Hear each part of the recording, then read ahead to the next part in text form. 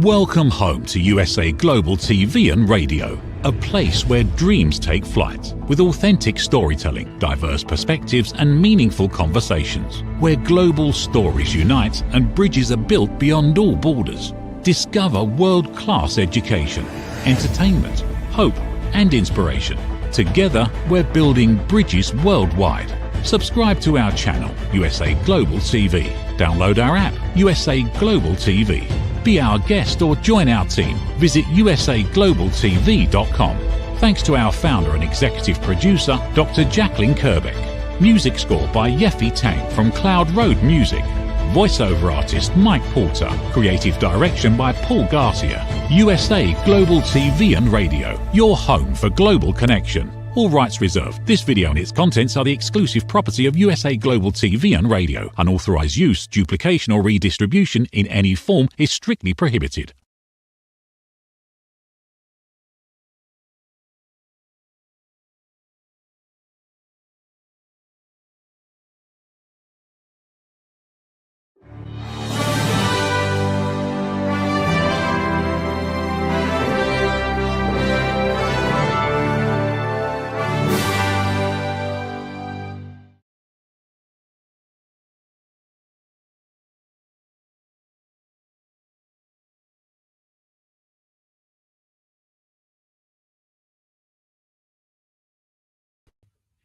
Hello and welcome to USA Global TV and Radio. I'm your host, Dr. Agio, and in this show we have a group coaching. That is, there are people in the audience and I am here to answer any of your most pressing questions. In order for you to be a speaker on the show, a guest on the show, you have to register from before. I'm going to share with you my 3-step method for overcoming fear, frustration, anger, and anxiety. And it's all based on the 3 golden principles of Greek philosophy. So Greek philosophy is an eternal wisdom. It is just as valid today, if not more today, than ever it was in ancient times.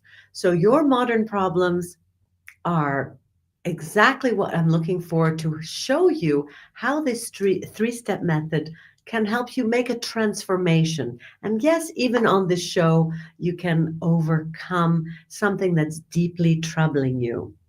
So we have a guest today who's asking the question.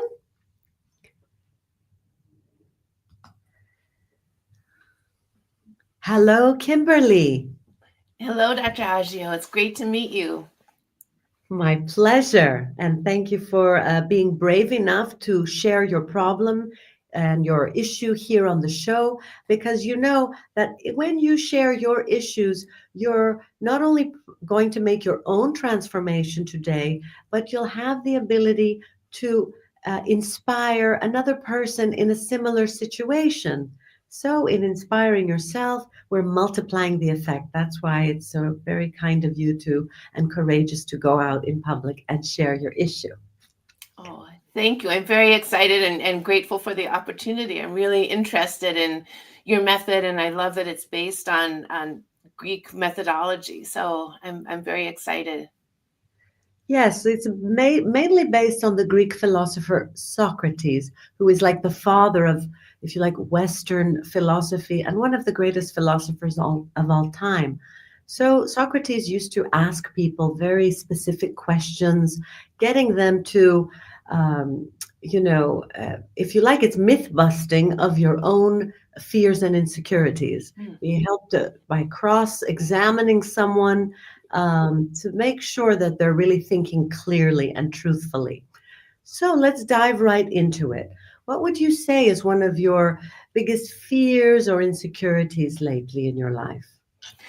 Well, I think one of my biggest fears is my own ability to launch social media initiatives. Like, I'm 65 and this is my 2nd chapter. So I'm a new entrepreneur. I'm starting a new initiative called Simply Persist. And I'm very excited about it. I have a tremendous interest in persistence. Tell us about this about this thing that you want to launch so we get a better idea? Sure. So when I was in graduate school many, many years ago, my advisor said to me that the people who finish their PhDs are not necessarily the smartest, but they're the most persistent. And that little kernel of advice has stayed with me my whole life. About just if you want to accomplish something, maybe you're the smartest, you might be the best, or maybe you're not. But the point is to keep taking every step forward and persisting, and that's how we accomplish our goals. So my wish with Simply Persist is to encourage anybody to find whatever their goal is and their dream and persist in accomplishing it. Hmm. So you're going to have a webinar or a show, a podcast? So I do have a show on USA Global TV and Radio Network called the Persistence Payoff Show, where I interview people about their own experiences with persistence and how that has paid off for them. Good. So I have an active show about that. And I'd Mhm. also like to create a forum for people to share their own stories, and to do that online. So I call you're concerned if you're going to be able to promote it in a good way using all the new social media. You doubt your capacity for being good at this new game of social media. Am I correct? That's correct. I'm new to social media and I'm learning about it, and and it also requires putting myself out there. So I had a 33-year career at the university as I was an administrative director of a very large research center. So Mm. I was always very behind the scenes, and the doctors and the scientists were the front face, and that's as Mhm. I have been. But that was my life for 33 years, and now I'm the front face. So there's Mm. also my own insecurity about putting myself out there and making myself vulnerable, and not, in social Good. media, not every video has to be perfect. You can show yourself in less than perfect Well, of course. settings, but that's hard for me to accept and implement. Okay, so I'm going to just simply use my workbook, which is called From Fear to Freedom. It's a workbook here. Don't know if it shows so well on the screen. And it's called From Fear to Freedom, the three golden principles of Greek philosophy for happiness. And it's a workbook. It basically has two major exercises. And so the first question that I would say, down deep inside, you're afraid of what? Mm. I'm afraid that I won't be good enough. Okay, Kimberly, that's a huge revelation. You won't be good enough. Good enough presenter, good enough at social media. All of it. Yes, good enough at creating the videos, conceptualizing them, implementing them, presenting myself well, all of it. Yes. Okay. And so let's look at the worst case scenario. If what's it going to look like on the outside? Like, what are the external results that you're going to say, yeah, I was right, I wasn't capable? What's it going to what would the disaster look like? What would the bad thing look like? Yeah, it would look like nobody being interested in it, Mhm. nobody following it, nobody looking at my videos, and I'm putting a lot of effort into it and it doesn't take off at all. Okay, and what would that mean? Like, what are the absolute worst consequences? What's the Mm. worst thing that can happen if that happens? I will have lost my money on trademarking the name. I would have put a lot of effort into it. And there's an embarrassment factor of, oh, she tried that and look, that didn't go anywhere. I see. And so let's look at the internal consequences. Like on the inside, what would that imply about you, your value, yourself as a person? What would you be thinking about yourself if that happens? Like negative thoughts about yourself. Yeah, I would definitely have negative thoughts about myself. Like, oh, you thought you could do something and look, I Mhm. told you wasn't going to work and it didn't work. So, Okay. And what would that mean about you? Like down deep inside, like about your self-worth? Not worthy, not lovable, not good enough. yeah, I would say not good enough and not worthy. Like just should stay in my narrow little lane and not try new things. Right. And for example, this sentence, you should stay in your lane and not try different things, or you're not very worthy. I'm just curious, in your younger years, like as a child, Mm. did you ever receive such a message from one of your parents or older people, protectors? Yes, I did. Not from my father, but I did from my mother that they were unwed parents when they became pregnant with me. And so I think she was not happy about that and conveyed that to me a lot. So sometimes she made you feel unworthy and who are you and like this, so sort of devalued your shine or your Mm-hmm. value. Yes. Right. So very often some of our fears do originate from the childhood, and sometimes, as they say, the inner child is still there, Mhm. and Yes. it needs to be processed a little. It needs a relation to that inner child. I don't know. Have you ever done inner child work? I have a little bit many years ago, not recently. Right. So I'm just bringing it to our awareness that a lot of the beliefs we have today, the BS, the belief systems that we have today, have nothing to do with who you are, but it's a little 6-year-old girl, it's a little 4-year-old girl, the inner child who is in some way still, putting her foot in the door and taking over the steering wheel of our brain, of our thoughts. And how was that for you? Like, how do you feel when you believe that thought that you're not good enough or that you should just stay in your lane? How do you feel? How does it make you feel physically? Mm. I would say there's a heaviness to it. Mhm. Definitely a heaviness, like, oh, okay, this is it. I just need to stay in this one little lane. And there's a physically for me, it comes Mhm. across as heaviness. Exactly. Heaviness. We lose our energy because when that child loses, children are boundless of energy.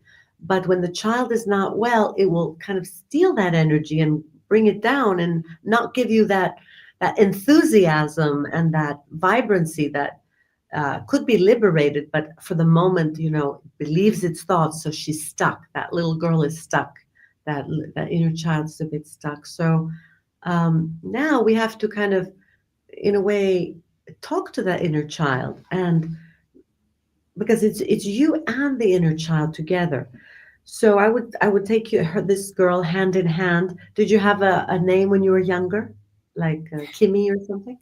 Kimmy, and then my mother's nickname for me was Bim with a BIM instead of KIM.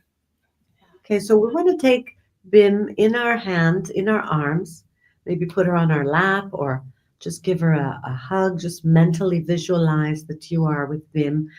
And I kind of want you and Bim together to look at that and say, now, is it true? Is it true, Bimmy, that we are not worthy? Is it true with all the things we've done in our life, with all the people we've helped, all the good things that we have come to be? Is it really true that I am not worthy, that I should stay in my lane? Yeah, that's a great question, and the answer is no. It's sort of all things are true. Yes, I was an unexpected child, but I have done a lot of really neat things in my life. Right. And you can turn to her and say, we have really proven ourselves. Oh, look at amazing things we've accomplished and how we are independent now and we're onto a creative project now and life just opens up opportunities and this is a lie that you've been telling yourself. So you take her in your arms and say, this, do you understand? Can you see me now, your grown-up self, and really say to her that this is a lie that you've been telling yourself. I want you to just say that word outwardly. This is a lie I've been telling myself. Mhm. Yeah, this is a lie that I've been telling myself.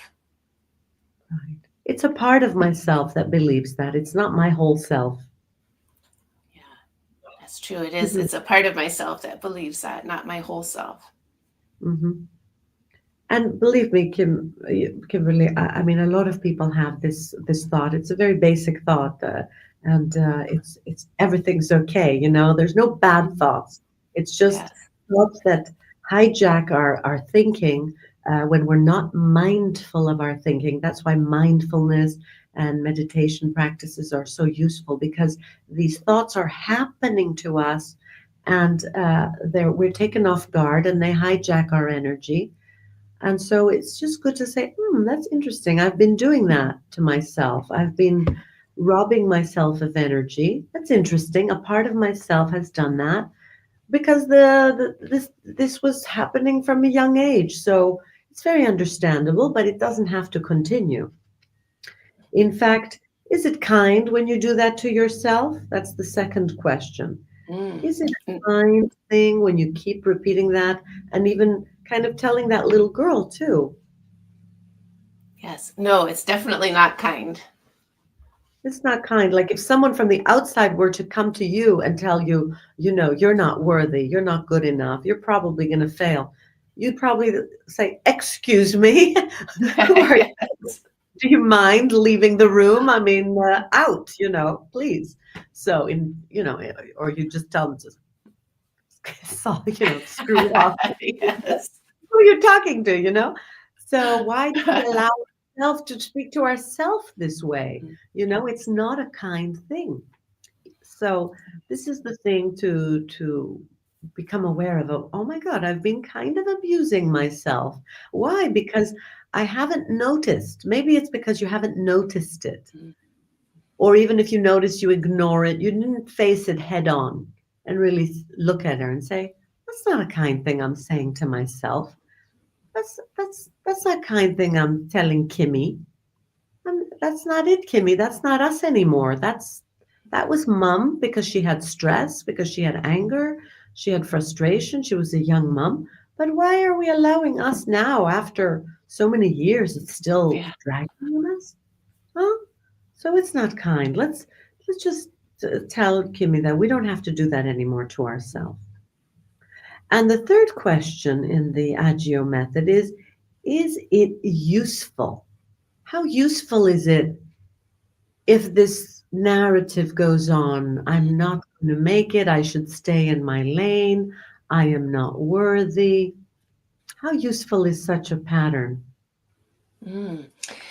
I would say 95% not useful. There is a kernel for me of usefulness where when I start to hear that, when I think that to myself, there is a part of me that will sometimes say, oh no, that's not right. I am going to do it. I am going to make this happen. And so it also, there is a part of it that prompts me, like, Oh, that's fantastic. If you yeah. want to use it as a prompt to switch, to make Mm-hmm. a switch, which we're going to discuss a little further, that's excellent. In fact, that's highly recommended, that when you do observe that thought, you're like, it's like a menu, the waiter Mm. comes to you with a menu, and, he's saying, take the spaghetti. And you're like, no, I don't want the spaghetti. I'll have the salad or the soup of the day. So you can choose your thoughts. That's what most people don't understand, that their thoughts are just happening to them.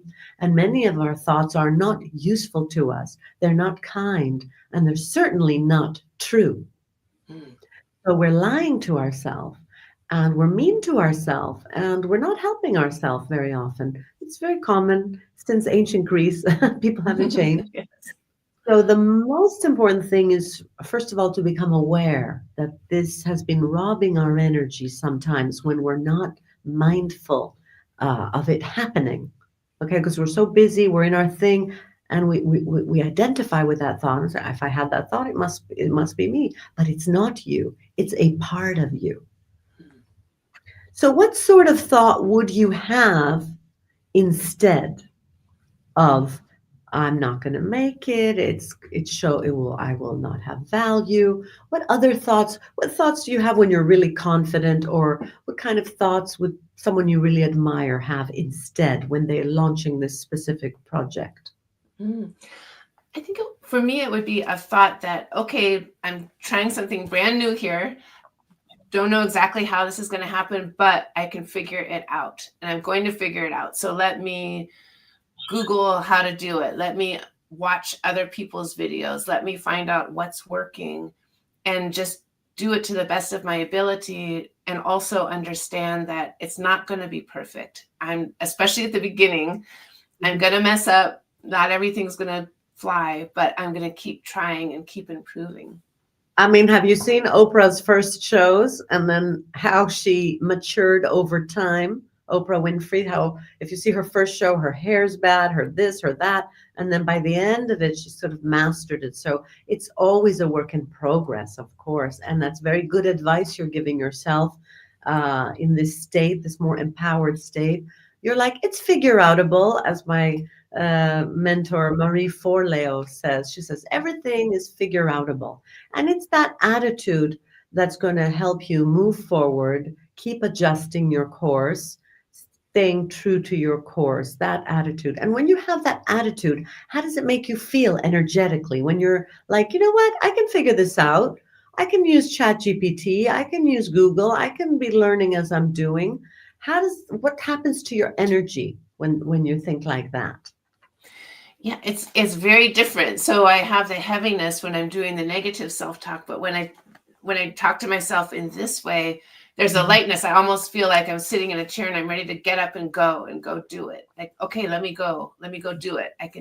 So I'm much more energetic. That's the thing. I mean, that is so on the point. And I myself, have been through times where I'm kind of dragging my feet, everything's so heavy and slow.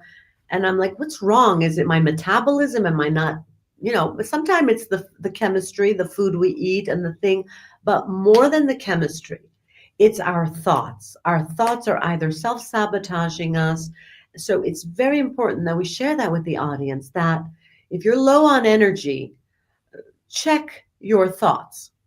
Because, there's prisoners sometimes, they don't have the right diet, but because they have like this, I can make it out of here kind of mentality, and they work on them, finding the solutions.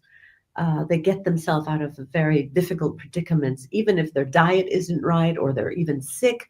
But because their thinking is in the right place, they survive and they thrive and they just move along and they feel that energy. And I love that because, you can have all the diplomas in the world, you can have all the money in the world, but if your thoughts are not right, it'll just all go wasted, Yes. How do you feel about that?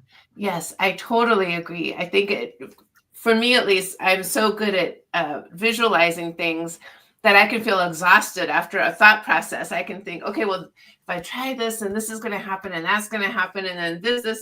And by the end of that chain of thought, I can be exhausted and I never actually move from my chair. So yeah. I think I very much agree with you about the energy drain. And I also recognize that throughout my career at the university, part of my job was to troubleshoot, right? If you're the administrator, you have to think about all the things that can go wrong every day and try to avoid those things happening. And that's an important skill to have in that job. You have to do that. However, what I'm finding after I retired is that doesn't translate very well to my regular life. It doesn't help to think about all the things that can go wrong and what you need to do to avoid them from going wrong, but to switch things and think more positively about it. And I think continues to be a big challenge for me. Yes, because many times we are addicted to it's a habit, Yes. I think with clients who are very successful, but they're financially or, they have achieved the position they want, but they're not enjoying it because of their habit of obsessive compulsive thinking negatively.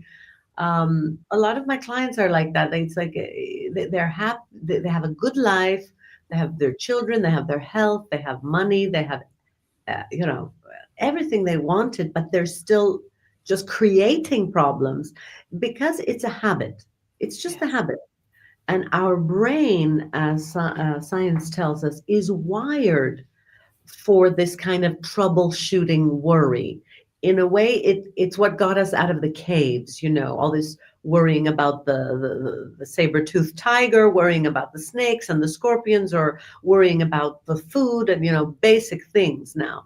So this worrying program is in the older part of our brain. The oldest part is the reptilian brain. And it just wants to keep us alive, not thrive. Its job is to keep us alive. So really what the reptilian mind, the little, reptile in us, the little animal in us is like, look, I kept you alive. What more do you need? Why change anything? Don't change anything, because then I have to figure more stuff out. So it worries. That's its job. It's in fear mode very often. Um, but it's not going to be the part of the brain that really helps us visualize and move forward as a species. Is the front part, the front prefrontal cortex. It's capable of visualizing an optimal future, like Walt Disney seeing the swamp and saying, I can see a beautiful amusement park here. I can see a castle here. It's that part of the brain that can envision things and attract things and mobilize things. So we want to be aware that our brain is in troubleshooting mode because it wants to keep us alive. So again, we turn to that part of ourself and say, thank you. I know you've kept me alive all these years, but I don't need to be in that fear mode to accomplish what I'm going to accomplish. I don't need that kind of thinking. That kind of thinking is going to set me back. It's no longer useful to me. So you have to speak to it as if it's a being inside you, or communicate, write a letter to her. How do you feel about that? Yeah, I love that idea. I have not been much of a journaler in my life, or a Mhm. writer in that way, and so I'm starting to explore that more. And I really like that idea of getting it on paper, because in a way that's getting it out. It's getting it out of my head and onto Cer- something concrete. Certainly, writing, painting, any expression um, is good to help ourselves work through it. And it does need the inner work. It does need just holding your breath and jumping, into the deep end. No, you can prepare yourself more emotionally. Do your morning meditation, do your evening meditation. So, as you were saying before, that you can use it as a trigger, what would be like, we have to replace this way of this narrative. Okay, so you had the old narrative. If I fail, I'm not good enough. Who am I to dream so big? Maybe I'm not as worthy as I thought. Maybe I'm not worthy of love, of success, of maybe I'm not capable. All these negative thoughts, all these, I wouldn't say negative, but limiting. They're limiting you. Okay, so what could you say instead to yourself? You have to have Mm. a quick replacement. You have to have that line ready. I'm not saying you're going to craft it like here and now, but how would it sound? How would you be thinking instead? What line could you tell yourself instead? I think for me, a good line, and this is a great question. I really appreciate that. I think for me, it would be, I can figure it out. This is So if figure I, out.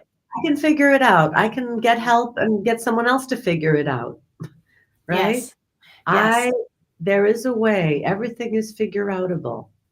So what you would do literally, hypothetically, is when that old narrative comes into place, you're like, hang on, I know you're trying to protect me. I know you're trying to keep me alive, but it's not about being alive. We are alive. We have food on the table. We have a safe, roof over our head. It's not about keeping me alive.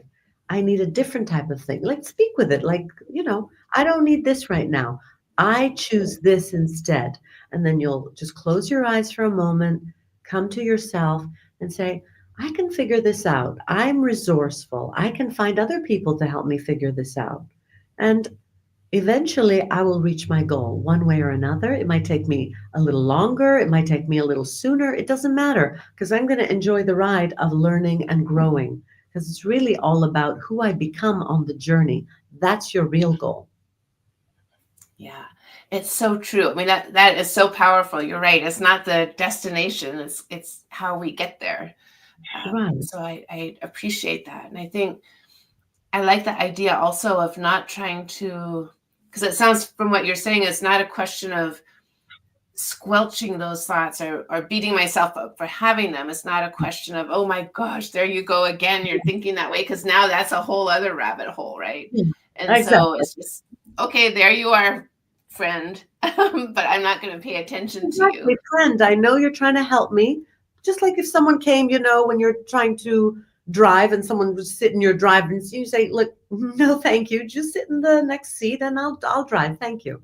Yeah. Always nicely, because as you say, if you squelch, then it comes up with double pressure, like putting an inflatable into the water. It will somehow flip out somewhere else, come up and bite you in the back. Yes. Yeah. Yes, that's right. And it's just another thing to feel bad about. Like, oh my gosh, I'm still having those thoughts instead of, Exactly. Another thing to feel bad about. Another yeah. way to be unkind to yourself and not having useful thoughts and lying to yourself. So again, we're repeating. I really believe that this goal you've set for yourself is really to help your own evolution. Like, I don't believe that we are actually, it's the goal. It's really the real goal, I believe, Kimberly, of our existence, of our time here on earth, is to rise to our full potential. And all of these are just projects that sharpen our awareness, our consciousness, our sense of being, our growing in becoming more free human beings. So it's the artwork is really yourself. The real project is ourself, the growth, the development. The other thing is just an excuse to work on oneself in a way. I love that. I really love that. I agree with you. And I think that's a really helpful way of looking at it, because that brings it into the present and not looking so far down the road, but just where am I right now and what am I doing right now?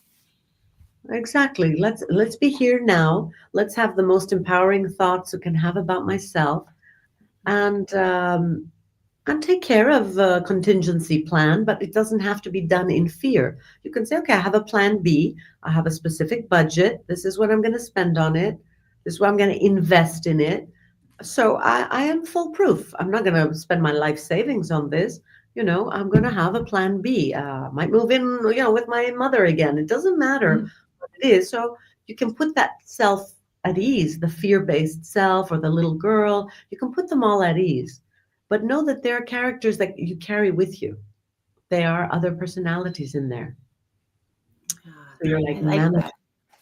yeah, you've got your little tribe in there, your little family, and that needs some housekeeping too. It needs constant. I would say constant. There are some traditions in various religions. I speak from like Greek Orthodoxy, that say we should be in a kind of constant prayer, a constant. Um, yeah, reminding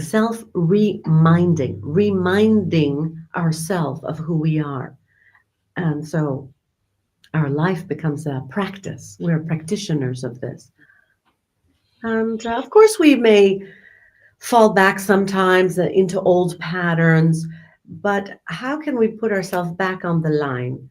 Well, one is to have a clearly formulated affirmation for this specific fear and insecurity. Clearly formulated. I can figure this out. This is being figured out. Whatever your line is going to be. Now, you might say, okay, but I'll forget it. In that moment when it comes, I rarely don't even know what's going on. All of a sudden, I'm low on energy. So the best is to catch it, of course, before it drains you of energy. But it's not the end of the world if it takes over. You might just need a rest. And I also offer a guided meditation on my site, a free guided meditation people can download, where in this guided meditation, you will repeat the affirmation almost like you're doing a mental gym. It's a mental gym. And so, more practiced you are in the guided meditation, repeating your affirmation in this deeply relaxed state, then you understand that it's like working weights. Okay. If you've done your workout, then if someone throws you something heavy, something negative, you can just throw it back out. But if you haven't worked out, you haven't practiced in your deep relaxation or morning and evening, your practice, then it's going to hit you. It's going to hit you and it might knock you down. But either way, you're a practitioner, you're on your path, and I think you're going to do great. Oh, thank you. I appreciate it. This is so helpful to reframe how I think about that. That's very meaningful. And so I will implement that. It's a very, very powerful way of looking at things. Right. So we ask the question, is it true? Is this kind? Is this useful? No, thank you. I won't take it. I choose this. And I practice it daily in my meditation or my morning. Think of that line every morning. Today, I'm going to be resourceful and find solutions, and I'm capable. Like this constant inner work, journaling and working with your soul is really helpful. We mustn't forget that when we get caught in the list of things to do on it as we have.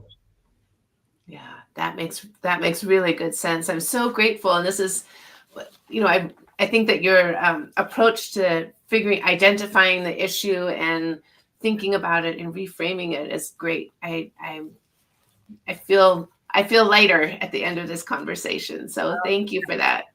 Thank you for sharing. And I want to remind our viewers that you can come in and fill out the form, and I can be processing your question next week. And I want to remind you also to subscribe to the YouTube channel, USA Global TV and Radio, and Dr. Jacalyn Kerbeck channel on YouTube. And I will see you next week.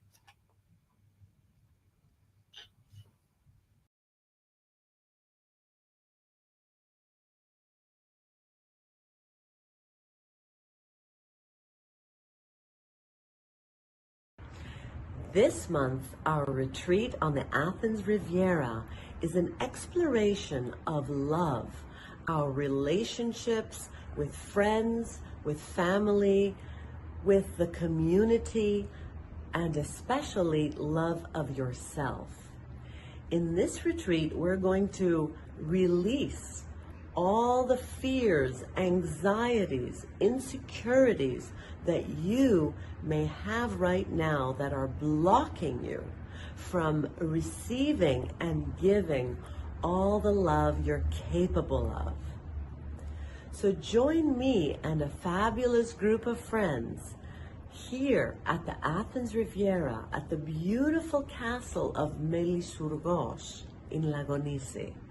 And we are going to transform ourselves into gods and goddesses of love.